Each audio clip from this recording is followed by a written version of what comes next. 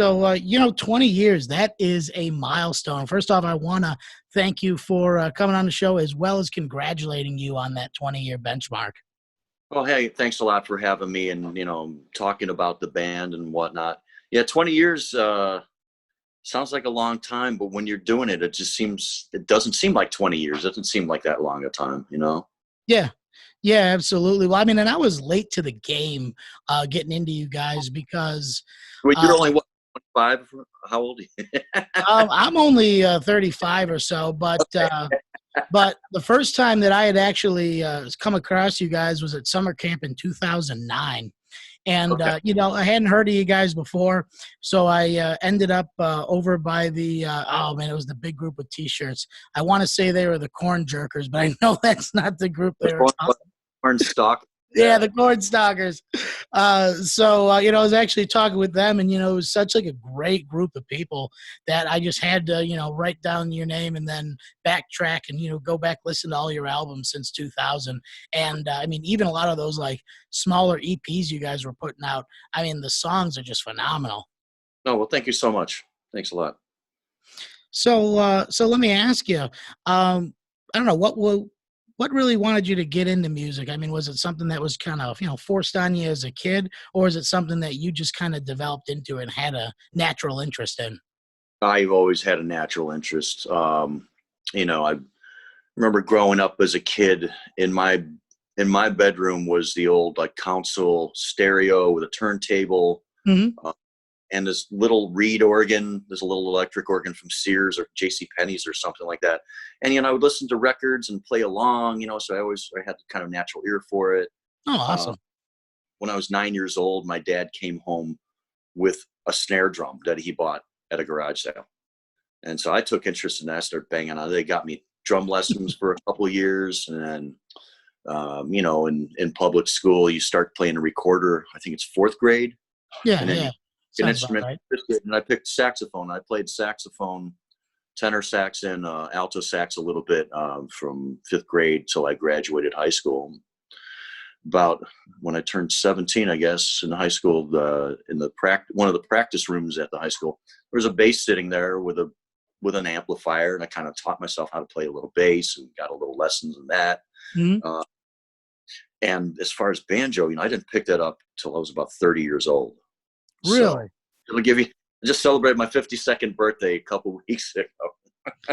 Wow. See, you But give me yeah, a so lot of hope then because, I started playing the banjo at the age of 30 and I was yeah, just god awful at it. I couldn't figure it out one way or another. So I switched over to the mandolin and, just it being in perfect fifths and everything lining up, just made a lot more sense to me as opposed to, the 5-string banjo. I mean, man, yeah.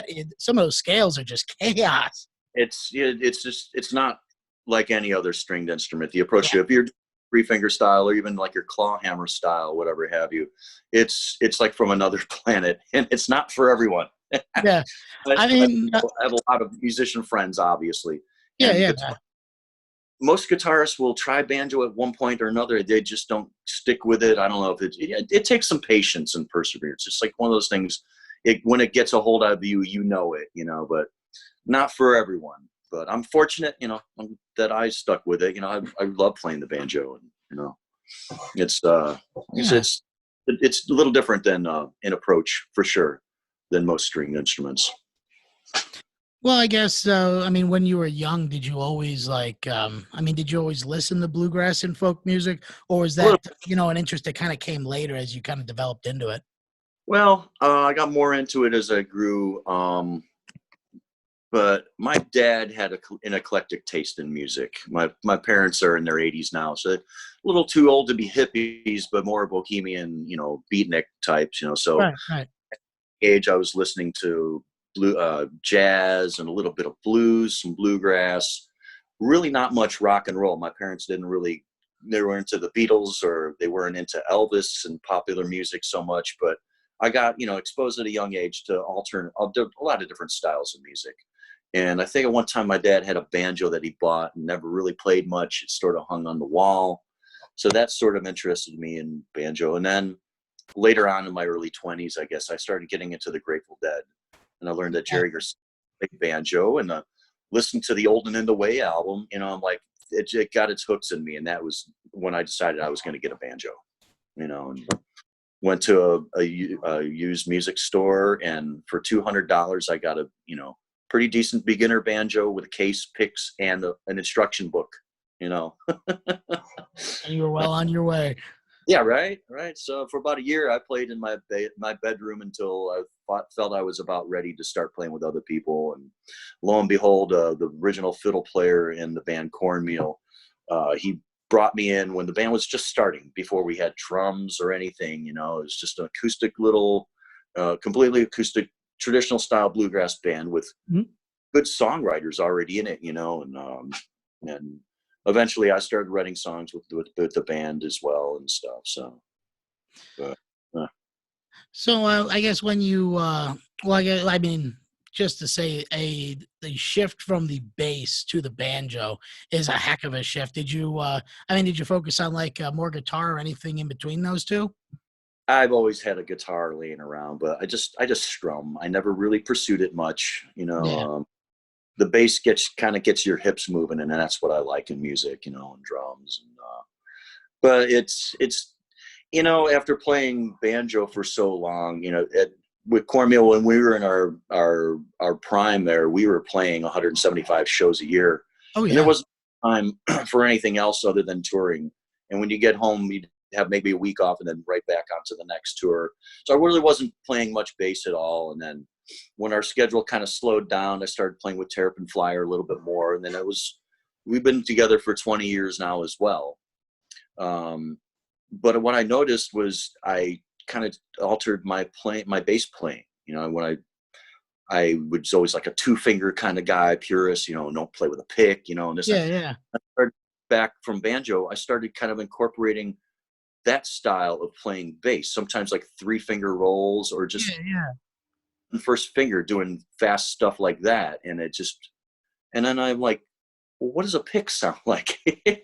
So about 5 or 6 years ago, I started using a pick, and I realized, because when I play bass, I play a lot of Grateful Dead music, no matter what the band is. And then, before the pandemic, I was steadily playing in about 6 different bands. Yeah.